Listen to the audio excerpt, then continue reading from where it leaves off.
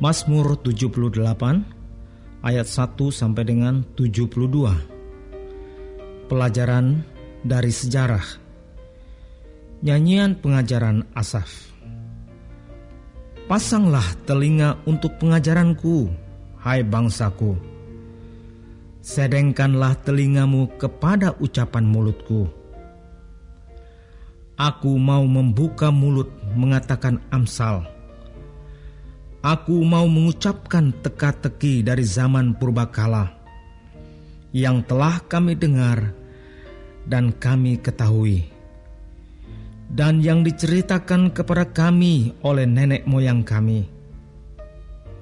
Kami tidak hendak sembunyikan kepada anak-anak mereka, tetapi kami akan ceritakan kepada angkatan yang kemudian. Puji-pujian kepada Tuhan dan kekuatannya, dan perbuatan-perbuatan ajaib yang telah dilakukannya. Telah ditetapkannya peringatan di Yakub, dan hukum Taurat diberinya di Israel. Nenek moyang kita diperintahkannya untuk memperkenalkannya kepada anak-anak mereka, supaya dikenal oleh angkatan yang kemudian, supaya anak-anak yang akan lahir kelak bangun dan menceritakannya kepada anak-anak mereka, supaya mereka menaruh kepercayaan kepada Allah dan tidak melupakan perbuatan-perbuatan Allah, tetapi memegang perintah-perintahnya. Dan jangan seperti nenek moyang mereka, angkatan pendurhaka dan pemberontak, angkatan yang tidak tetap hatinya dan tidak setia jiwanya kepada Allah. Bani Efraim, pemanah-pemanah yang bersenjata lengkap, berbalik pada hari pertempuran. Mereka tidak berpegang pada perjanjian Allah dan enggan hidup menurut Tauratnya. Mereka melupakan pekerjaan-pekerjaannya dan perbuatan-perbuatannya yang ajaib yang telah diperlihatkannya kepada mereka. Di hadapan nenek moyang mereka dilakukannya keajaiban-keajaiban di tanah Mesir, di padang Zoan. Dibelahnya laut, diseberangkannya mereka, didirikannya air sebagai bendungan, dituntunnya mereka dengan awan pada waktu siang, dan semalam suntuk dengan terang api. Dibelahnya gunung batu di padang gurun, diberinya mereka minum banyak air seperti dari samudra raya. Dibuatnya aliran air keluar dari bukit batu, dan dibuatnya air turun seperti sungai. Tetapi mereka terus berbuat dosa terhadap Dia, dengan memberontak terhadap Yang Maha Tinggi di padang kering. Mereka mencobai Allah dalam hati mereka, dengan meminta makanan menuruti nafsu mereka. Mereka berkata terhadap Allah, "Sanggupkah Allah menyajikan hidangan di padang gurun?" Memang Ia memukul gunung batu sehingga terpancar air dan membanjir sungai-sungai. Tetapi sanggupkah Ia memberikan roti juga, atau menyediakan daging bagi umatnya?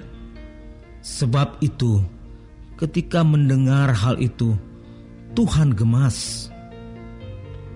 Api menyala menimpa Yakub, bahkan murka bergejolak menimpa Israel, sebab mereka tidak percaya kepada Allah dan tidak yakin akan keselamatan daripadanya. Maka Ia memerintahkan awan-awan dari atas, membuka pintu-pintu langit, menurunkan kepada mereka hujan mana untuk dimakan. dan memberikan kepada mereka gandum dari langit. Setiap orang telah makan roti malaikat. Ia mengirimkan perbekalan kepada mereka berlimpah-limpah.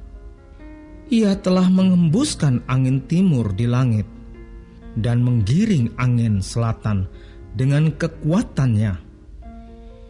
Ia menurunkan kepada mereka hujan daging seperti debu banyaknya, dan hujan burung-burung bersayap seperti pasir laut. Ia menjatuhkannya ke tengah perkemahan mereka, sekeliling tempat kediaman itu. Mereka makan dan menjadi sangat kenyang. Ia memberikan kepada mereka apa yang mereka inginkan. Mereka belum merasa puas, sedang makanan masih ada di mulut mereka. Maka bangkitlah murka Allah terhadap mereka. Ia membunuh gembong-gembong mereka dan menewaskan teruna-teruna Israel.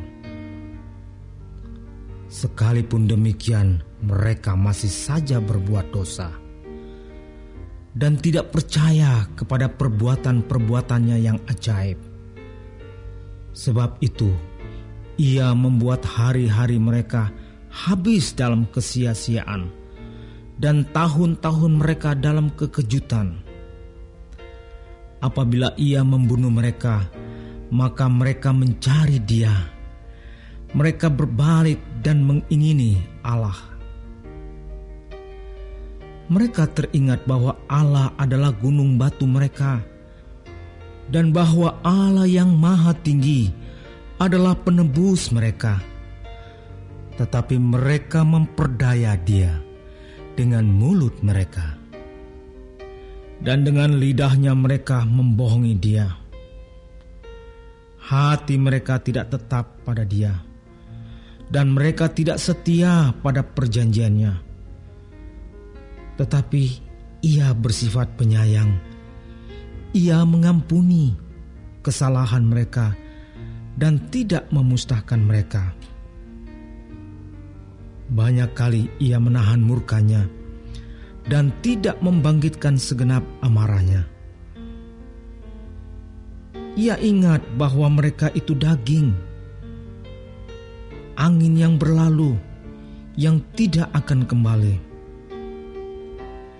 Berapa kali mereka memberontak terhadap dia di padang gurun dan menyusahkan hatinya di padang belantara. Berulang kali mereka mencobai Allah, menyakiti hati yang kudus dari Israel. Mereka tidak ingat kepada kekuasaannya, kepada hari ia membebaskan mereka daripada lawan, ketika ia mengadakan tanda-tanda di Mesir dan mujizat-mujizat di padang Zoan. Ia mengubah menjadi darah sungai-sungai mereka dan aliran-aliran air mereka sehingga tidak terminum. Ia melepaskan kepada mereka lalat pikat yang memakan mereka dan katak-katak yang memusnahkan mereka. Ia memberikan hasil tanah mereka kepada ulat dan hasil jerih payah mereka kepada belalang. Ia mematikan pohon anggur mereka dengan hujan batu, dan pohon-pohon ara mereka dengan embun beku. Ia membiarkan kawanan binatang mereka ditimpa hujan es, dan ternak mereka disambar halilintar. Ia melepaskan kepada mereka murkanya yang menyala-nyala, kegemasan, kegeraman, dan kesesakan. Suatu pasukan malaikat yang membawa malapetaka. Ia membiarkan murkanya berkobar. Ia tidak mencegah jiwa mereka dari maut. Nyawa mereka diserahkannya kepada penyakit sampar.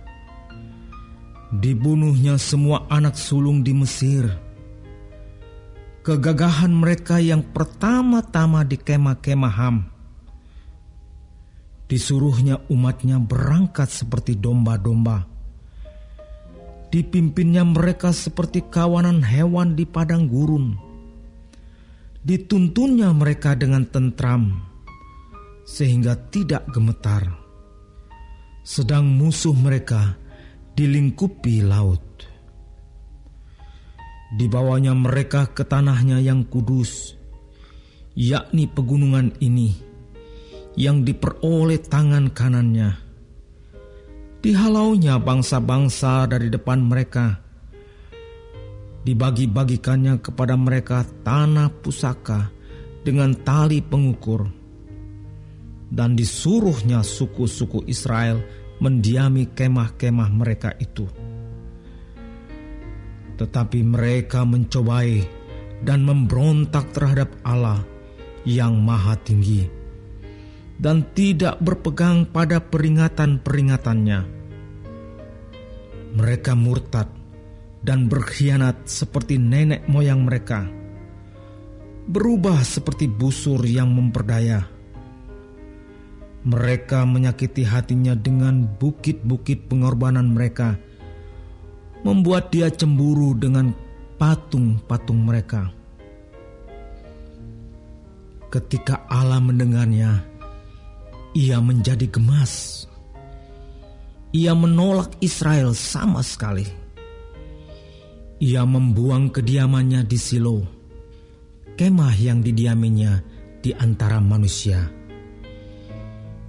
Ia membiarkan kekuatannya tertawan, membiarkan kehormatannya jatuh ke tangan lawan. Ia membiarkan umatnya dimakan pedang, dan gemaslah ia atas miliknya sendiri. Anak-anak teruna mereka dimakan api, dan anak-anak dara mereka tidak lagi dipuja dengan nyanyian perkawinan. Imam-imam mereka gugur oleh pedang, dan janda-janda mereka tidak dapat menangis. Lalu terjagalah Tuhan seperti orang yang tertidur, seperti pahlawan yang siuman dari mabuk anggur. Ia memukul mundur para lawannya. Ia menyebabkan mereka mendapat celah untuk selama-lamanya. Ia menolak kemah Yusuf, dan suku Efraim tidak dipilihnya. Tetapi ia memilih suku Yehuda, gunung Sion yang dikasihinya. Ia membangun tempat kudusnya setinggi langit, laksana bumi yang didasarkannya untuk selama-lamanya. Dipilihnya Daud hambanya, diambilnya dia dari antara kandang-kandang kambing domba. Dari tempat domba-domba yang menyusui didatangkannya dia, untuk mengembalakan Yakub umatnya, dan Israel miliknya sendiri. Ia mengembalakan mereka dengan ketulusan hatinya, dan menuntun mereka dengan kecakapan tangannya.